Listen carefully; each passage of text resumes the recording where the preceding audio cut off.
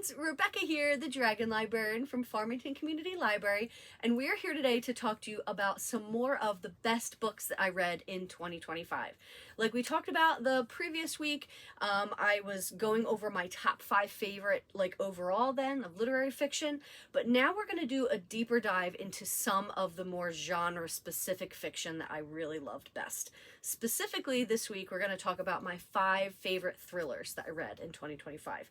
I really love a good thriller. I love just being sucked into the intensity, to the action, into trying to figure out characters' motivations, and, you know, a good twist for me is just always going to be, hands down, incredible.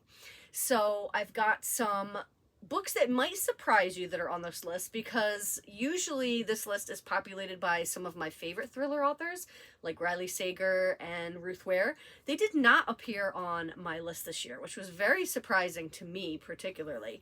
But I read a lot of thrillers, I read a lot of books overall, and I really had to pare it down until I found the ones that I thought were the absolute best. So, without further ado, my top 5 favorite thrillers. Now again, this list is very subjective. You might get to the end of it and be like, I read those books and they sucked, they were terrible, or why didn't you think about this book or talk about this book?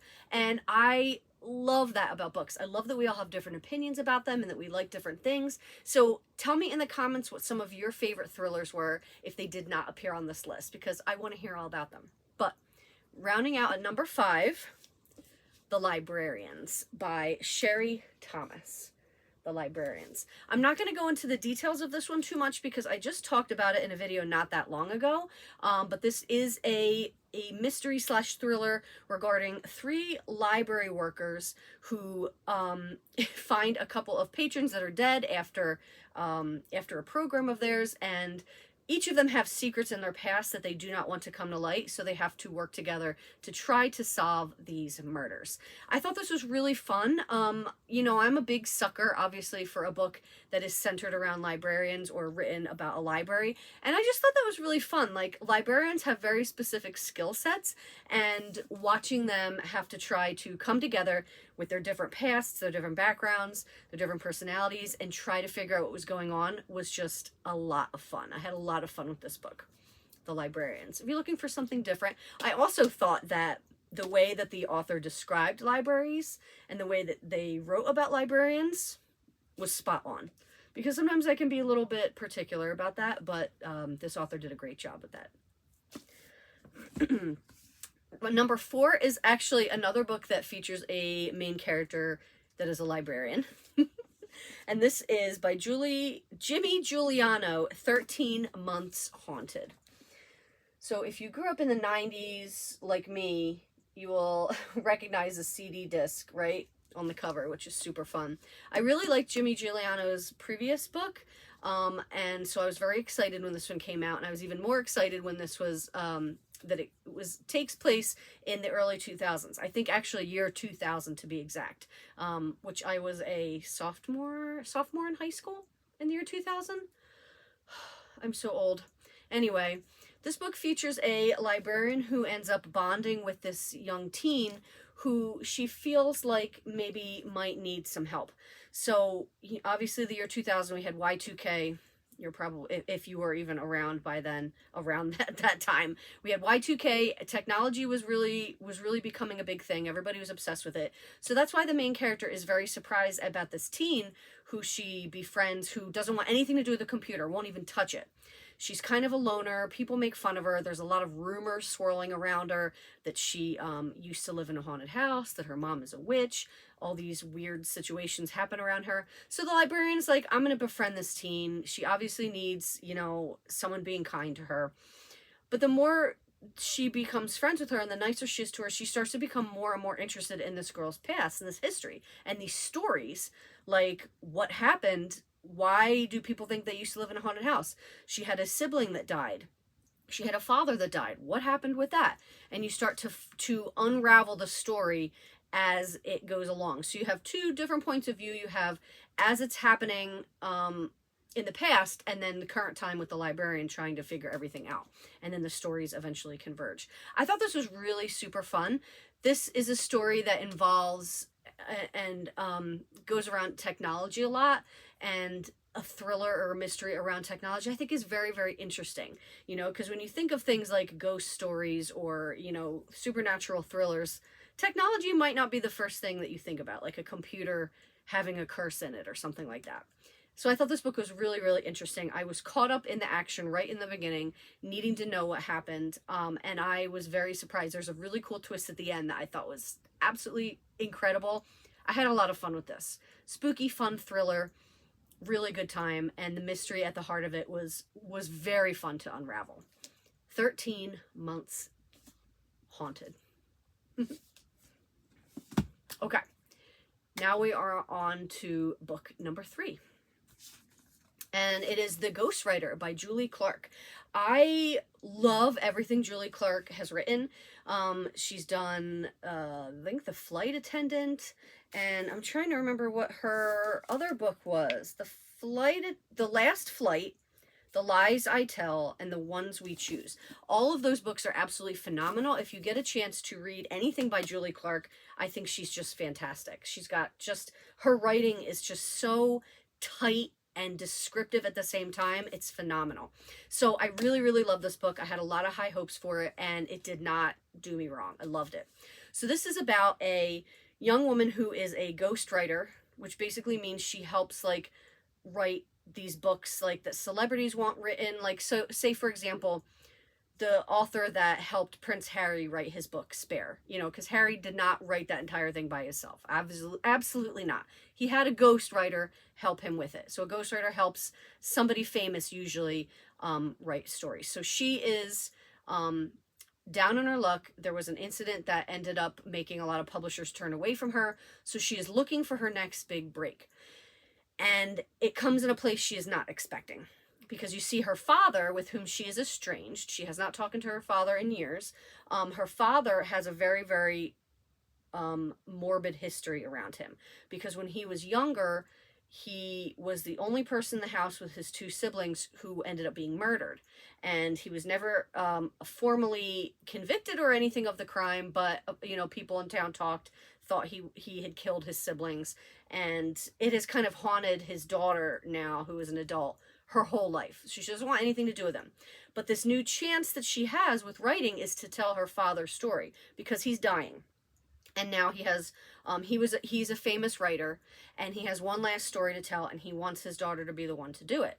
So she very reluctantly decides to do it, and she finds out that the story he wants to tell is the story of what happened when he was a young person with his siblings. So you have this story, another book where you have 2 plot lines that are going their own separate ways until they finally converge. You have the father when he was younger, with the siblings and everything going on with that, and then you have the current time with the daughter trying to reconnect with her father, because he's a very unreliable narrator also, so she has to try to figure out what is truth and what is fiction.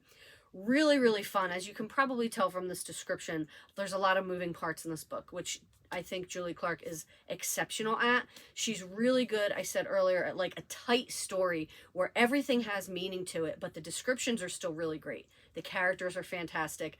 The twist, I was not expecting it, because I'm so terrible at guessing twists. But I think even if you are good at getting twists, you will not get this one. It was absolutely phenomenal. So this is Julie Clark's newest book that came out last year. I read it. I loved it. It is number 3 on my list. Highly, highly, highly recommend The Ghostwriter. Okay. Number 2. We're getting close to the beginning of this list, right? To the top of the list. Number 2. This book will bury me. This was a book that I was not aware of when it first came out, but I was hearing a lot of chatter about it online, so I decided to read it, and I absolutely loved it. So a lot of times, I'll be transparent, when I come to a thriller or a mystery, I'm not really looking for like a whole lot of character development. I'm looking for a fast, intense story, lots of twists, lots of action, something to keep my blood pumping and to keep me reading, right? I'm not looking for a lot of character development. That's not what I go to thrillers for. When it happens in a book, I think it's phenomenal and then it blows my mind when it happens in a thriller, but I don't go looking for it. So I was very, very surprised and so thrilled to read this book, which was not just an incredible story not just an incredible thriller, but it was a really great character development story too. So the main character in this book, her father has just passed away, and she's having a really hard time dealing with this grief. She doesn't know what to do with it. Her mom is not really a help at all, and she just doesn't know what to do with herself. So she ends up actually, through some circumstances, becoming really involved in the true crime community. Now, I know about true crime. I know it's like a really big thing and really popular, but what I didn't know is that apparently there are these true crime circles who actually like get together like online and things like that and work to try to solve real actual cases, like try to solve them. I don't mean getting into true crime stuff that's already happened and you're really interested in learning the story. Like, no, this is a crime that has happened and you are now working with people online to try to figure out what happened. And that sounds kind of crazy, right? Like, that's what I thought. I'm like, that's not your job. That's the police's job. Let them do their job. But some of these people see things that maybe law enforcement people don't see, or they make connections in places that they wouldn't, right? So this main character gets involved in this community, and there's this really big murder of these college students that this now small group that she is almost feels like family to her trying to solve. So as she sinks deeper and deeper into the true crime community and into different relationships with these people, she gets really, really involved in this murder case until it starts to get a little bit too close to home. I can't really get too much more into the details from that without giving too much more away. But this book, you know, I went into it expecting a thriller, and I got one. But I also got an absolutely fantastically written book. I love this book so much. I love all the characters in it. I thought they were so incredible. Another thing that's really fascinating about this book is that the case that the story is written about with those college students is it's very similar to something that happened in real life. So make sure if you do read this, you read the afterword by the author, because she talks about what inspired her to write this story and the different resources and stuff that she consulted to base it on that. So if you read this book and you're really interested in it and you think it was phenomenal, do what I did and then do another deep dive into the resources that she listed at the end of it, because it was just a lot of really fascinating stuff there.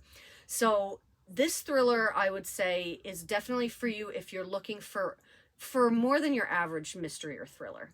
If you're looking for really deep and awesome character development, if you're looking for fantastic dialogue, also a really great twist. I'm not gonna lie, this twist blew me away so hard that I still don't think I've recovered from it. Absolutely love this book so very much. This book will bury me. Okay, we are ready to talk about my favorite thriller of the year. Now, I'm not going to lie, when I first read this book, as soon as I was done, I was like, oh yeah, this is going to be it. This is going to be my favorite because I loved it so much. And that is Not Quite Dead Yet by Holly Jackson. I am a big Holly Jackson fan. I know I talked about this book earlier in the summer. You know, she has written some phenomenal young adult series. If you like thrillers and you want to read some of her previous work, A Good Girl's Guide to Murder, that trilogy is absolutely fantastic. But this is her adult debut. So I was expecting good things, but on the other hand, I was, you know, going in warily because, you know, as a young adult author, this is her first adult book. Is it going to be fantastic? It was beyond fantastic. I absolutely loved everything about this book. So this book is about basically the main character doesn't really know what she wants to do with her life. She's kind of all over the place. She gets ideas for things, never follows through. Well, in the beginning of the story, she's still living with her family. She is attacked in her home and left for dead. The person who attacked her thought they killed her. They did not succeed, although they did, sort of. Because when she wakes up in the hospital, she finds out that she only has a few days left to live.